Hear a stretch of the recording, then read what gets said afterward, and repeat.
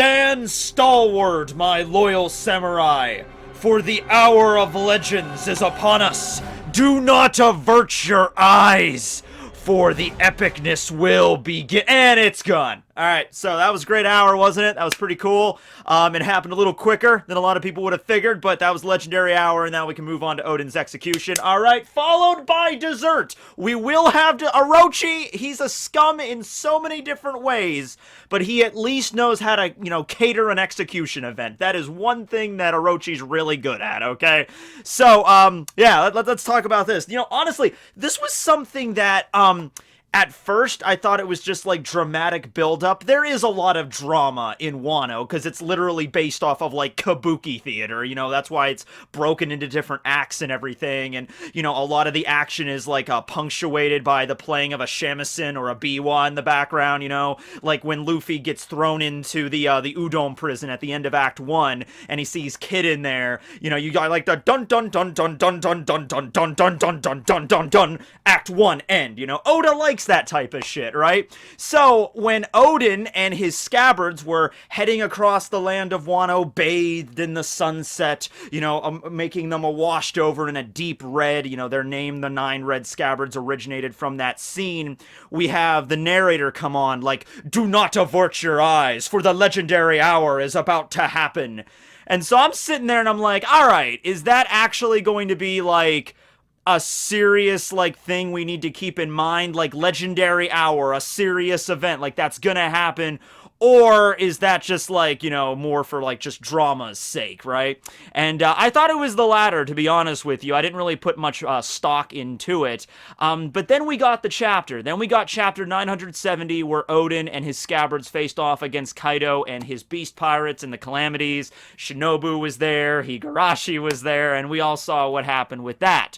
And I saw a lot of people, at the end of the chapter in the comments and everything, a lot of people saying, was that it? Was that the really epic moment? Because here's the thing, not even, from the fan base perspective of it, the perspective of the citizens of Wano.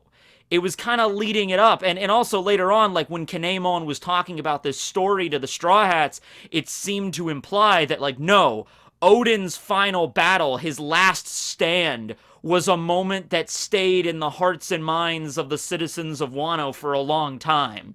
This was a big thing.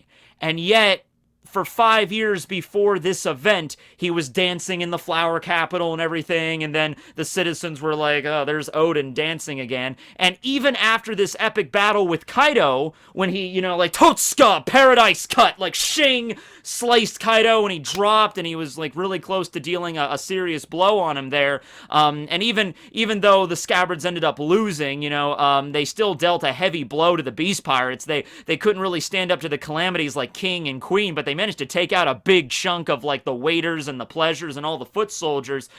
Even after all this, the citizens of Wano were still really not swayed at all. You even get to see that, they were just kind of like, oh, did you hear Oden try to fight back against Kaido? Yeah, a little bit too late for that one, isn't it? Should have done that 5 years ago. Just a freaking idiot, fool of a lord, fool of a daimyo. He's like, yeah, I hear he got his ass kicked and he's waiting in the prison to be executed. Yeah, well, that's what happens when you fight against a dragon god. That seemed to be the general impression of the citizens. Now, people like, Yasuie and Shinobu, of course, they know more, they have, different perspectives on this, but by and large, it really does not seem like the citizens of Wano were all that impressed with, Oden's last stand against Kaido in the Udon region.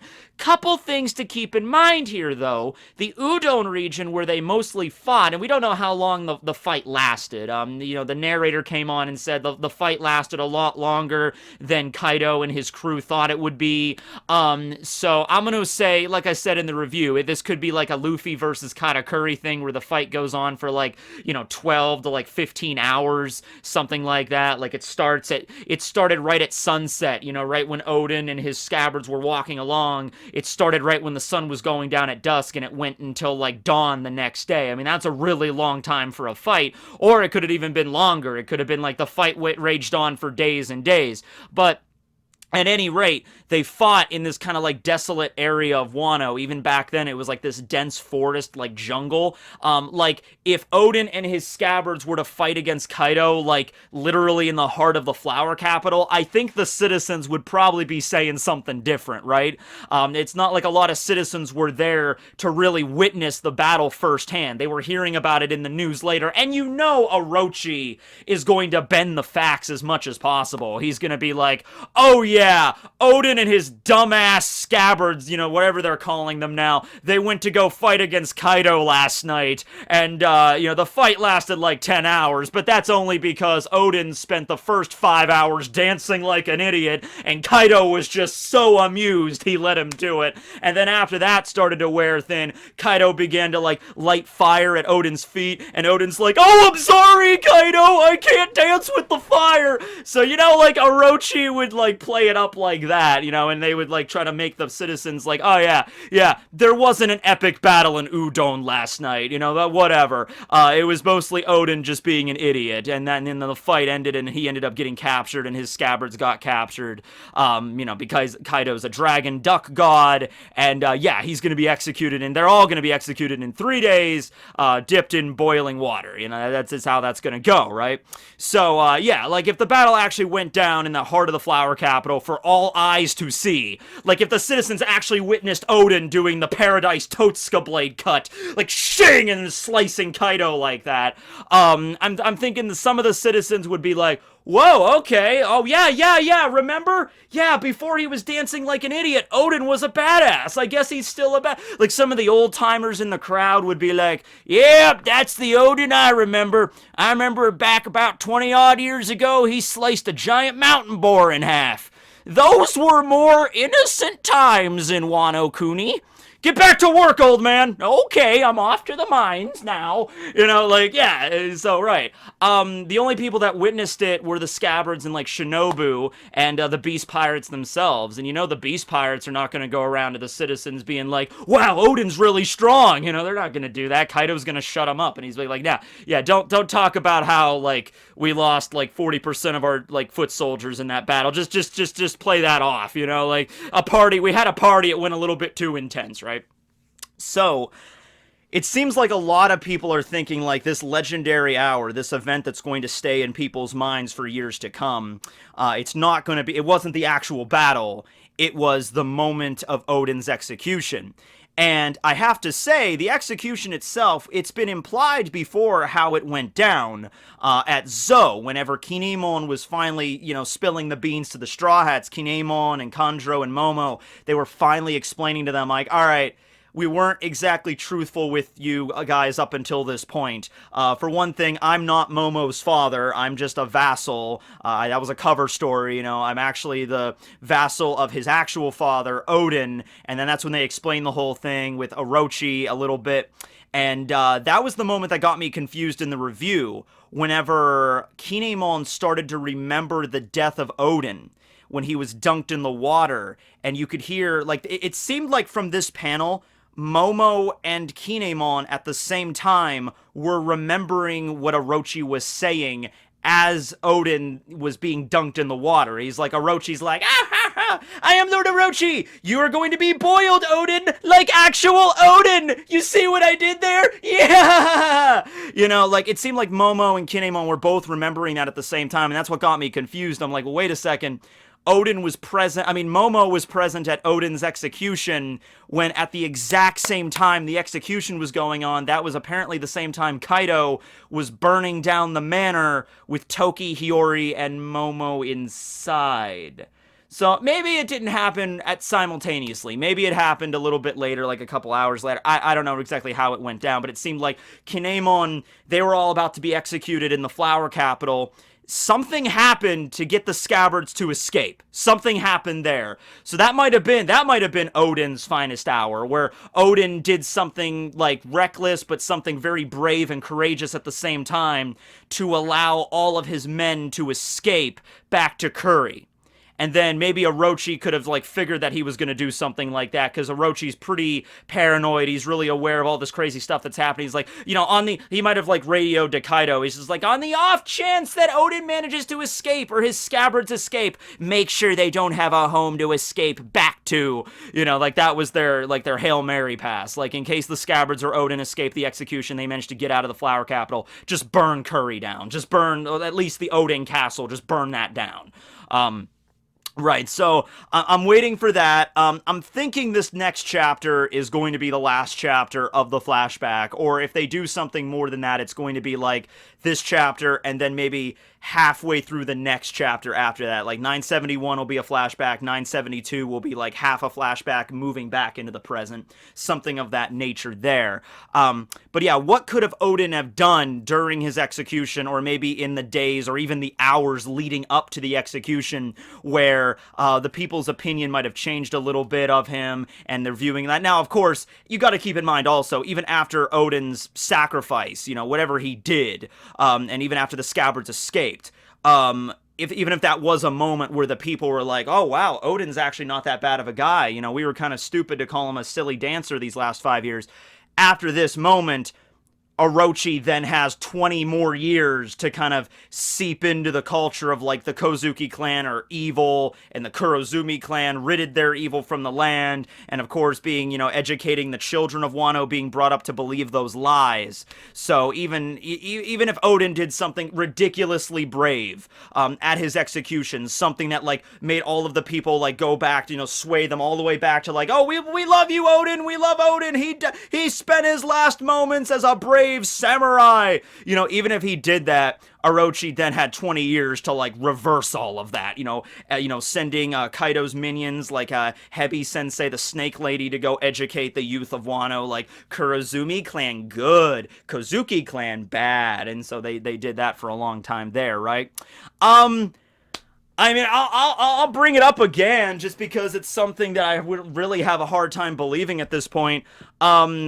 Yeah, I don't see Oden dying by being dunked into water, boiling water. Also, like, keep in mind, this is not the first time in One Piece that this kind of torture has been, discussed. Remember back during Impel Down? One of the first things you do when you get to Impel Down, like as part of your processing, is they baptize you. And in the context of Impel Down, which is an allegory for like Buddhist hell and like Dante's Inferno and shit, what that means is they take a giant pot of boiling water and they baptize you in the boiling water, disinfecting you and then tossing you into whatever level you're going to end up in, right?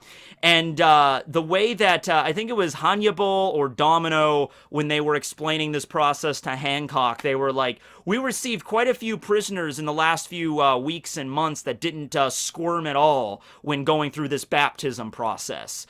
Crocodile, Jinbei, Ace, all of those guys, when they went through that baptism, when they were dunked in boiling water, and plus keep in mind, with like Sea Prism on, they're not going to dunk, like, so even with Ace, with the Sea Prism cuffs, with him unable to use his Logia powers, being dunked into water, which was his natural enemy, because he's still a Devil Fruit user, like, he apparently didn't even flinch when that happened. Same thing with Crocodile, same deal. Crocodile was a Logia user as well. He was shackled, he got dunked underwater, and that he didn't even squirm. Jinbei also. So the idea of being dunked in boiling water and it not killing you, well, granted at Impel Down, that was not meant to kill you. It was meant to, like, welcome to hell, so to speak. We'll dunk you into the boiling water once, maybe 2-3 times, and then if you die, you die. And then if you don't, you get chucked in level 3 or 4 or 5 or wherever wherever you end up, right? But considering all the crazy stuff we've seen Oden do, hold on to Whitebeard's ship for 3 days and 3 nights, like, what was that, like, is like 2 days and 23 hours he held on to a ship being pelted by rocks and weather, soaking up all this salt water. Like, if that was a normal human, he would have been dead probably in the first hour, if he was even attempting something like that, right? All the other crazy stuff, he battled against Whitebeard and Roger, all these crazy adventures he got into, he fought against Kaido, he took, like, even last chapter we got to see, it was in brief increments, but we got to see Oden tank a freaking, Boro breath, and it's like, boom, and he just gets knocked back and gets back up and like, alright, let's go. So, I mean, like, you might say like there's like a weird way to look at this where it's just like, all right, yeah, being dunked into boiling water, once or twice would not kill Oden, but imagine him being chained up and then dunked in the water for like an hour. Would he survive that? I mean, he's still human. He needs to breathe, right? I don't really know how they did it, and we're gonna have to see that in the next chapter. And there's a break this week, unfortunately, but yeah, we're gonna have to see that in the next chapter how that actually goes down. But just all the crazy hype we've had for Oden, even before his proper introduction. In fact, even there's some ways you could look at it like, I'm kind of hoping, I kind of wish that Oda didn't even hype up Oden as much as he did. You know what I mean? Like, Oden was really hyped up before his proper introduction, to the point where you had to start questioning, like, how strong was this guy? Like, we understand Oden is strong, but the way he was hyped up by Kinemon and everybody was just like, is he like Yonko level? Like how strong was this dude, right? Kind of hoping he maybe didn't do that as much, because then we finally get to Oden, and yeah, Oden is really strong, but I think the hype was like maybe a little bit too high for him, right? But that's whatever. I mean, that already happened. Still, like, if I was gonna say Oden was going to be executed, like, how do you think Oden's gonna go out? I would not say by, oh yeah, getting dunked in boiling water a couple of times, like, if he's gonna go out, it's gonna be like fighting against Kaido, like, that's the moment he would have died or something, like, or, against a really, really strong opponent or something of that nature, right? So something happens at the execution. Scabbards get away. This was also the moment where Inu, Arashi, and Nekomamushi started arguing with each other. They managed to escape the country and get back to Zou. I'd be interested in knowing exactly the process of how they did that, because they were not present at the castle. We saw the castle. We saw Kinemon, Kanjuro, Raizo, Kawamatsu, arrive at the castle, and Kiku was there as well, because they're the group that got sent into the future by Toki. Ashura Doji probably fled back into the mountains because he led the mountain bandit crew. We have no idea what happened to Denjiro. And as with Inu and Neko, they were not there, so I'm assuming they started arguing and then they split up. Or maybe they were like, okay, we're going to go back to Zou and we need help. Like, they started arguing, but at the same time, it's just like, well, Wano's no longer safe anymore. We need to get back to Zou to rally, the minks to help. It's like, all right, you stupid cat. All right, you stupid dog, whatever. And then they just argued the whole way back to Zou. But still, I would like to at least get a little bit of a side story, not a side story, but just like a side panel. Like, Inu and Neko managed to escape the disaster and they got on a boat and they got away, something like that. And then the rest of the group get back to the castle, and then they go into the future, and, Toki and, Hiyori is taken by Kawamatsu, and he escapes, and then Toki apparently dies there as the castle comes down on her, and she relays the final prophecy, like, the Kozuki clan will return in 20 years. Should I get into the theory that Toki is the traitor at this point? I don't know. How long are we in? We're getting like 18 minutes in. Like, look, I'm just saying, like, it was a little weird of how calm she was in the last chapter, but as I said in the review, there could have been other reasons for that. She could have just really believed in Oden, that he could have done it, but even after Oden was captured and like sentenced to be executed, I think she was still acting pretty calm. But then again, she could have been playing it up for the kids. I mean, her children are right there, like Oden and Momo and Hiyori. I don't think Toki's just gonna be like, children, he's gonna die. Like, that might distract the children a little bit. So maybe just put up appearances and stuff like that. There was the theory that if she could see into the future before she jumps into the future, which is, yeah, something we haven't seen her do yet, but at the same time, you think that would definitely be a feature that could be included into the Toki Toki no Mi. Before you jump into the future, you have to know, like, where you're jumping into, right? Like, you think about that. Like, if it's just like, I'm gonna jump 10 years into the future, where you could screw up and be like, oh, there was an island here, but it's not there anymore, and then you just land in the middle of the ocean, right? So you're thinking being able to see into the future, at least in a limited capacity. Oh, yeah, and something else just regarding that with Toki. How did Toki know 20 years? Why did she pick 20 specifically? That's the thing. Did she just pick it out of a hat where she's like, I'm gonna send you guys into the future and then you could save the country and revitalize the citizens to, like, rally behind the Kozuki clan? And then Kinemon's like, okay, how far are you gonna send us into the future? And Toki's just like, I don't know, man, like, 15, no, 20, 25, no, 20 years, 20 years, I'm dedicated. Keenan is like, are you sure? You didn't seem like you were very confident. Time travel, it's just a crapshoot. 20-year time travel, here we go. And then ping, and then they get sent to the future. Did she just pick that out of a hat? Or was that like, hold on a second, whoom, and just, whoom. 20 years should be good. Why not 10? 10 years is a long time, too. 10 years sort of... And honestly, even Ashura Doji said later, he's like, 20 years to wait for you guys. That was a long-ass time, And many of the fighters, many of the warriors that would have stood behind the Kozuki clan, they realized in 20 years they were going to be too old to fight. Like, if they were, 50 years old, and they were like, all right, we're 50 years old, we can still hold a sword. 20 years from now, we're going to be pushing 70. I don't even know if I'm going to be able to hold a sword at that point. Okay, here we go. So 10 years after the time jump, especially with the horrible conditions in Wano, considering that, all the pollution and the lack of food and clean water to drink, that just expedites the aging process and makes them more diseased anyway. So after 10 years, they went up to Ashura Doji and they were like, Shuten Maru, as he was known at that point, like, Master, we're getting old. 10 years have gone by. We can't wait anymore.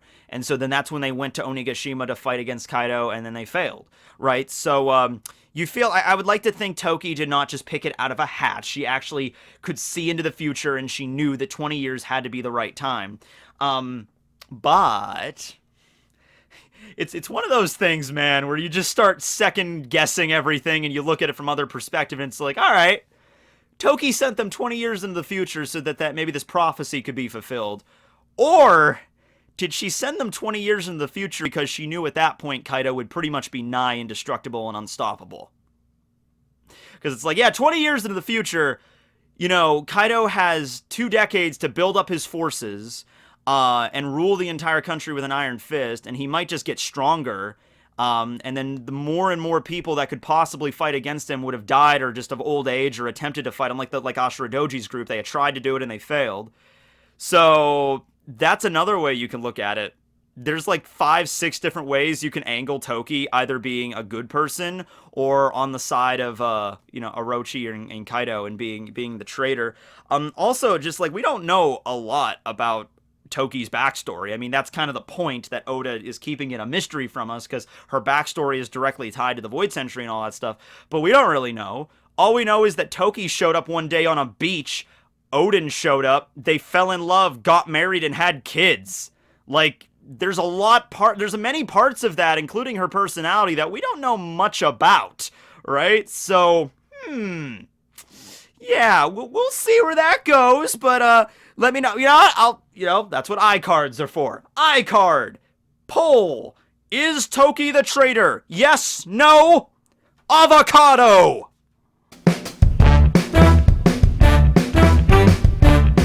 Here's a trick. Here's what you do. Here's a Tekking little snack recipe. Get yourself some bread. Put that bread in a toaster, and you get some toast out of that bad boy. And then you're going to take some butter. Slather with butter. I use that little butter spray stuff, butter spray, okay?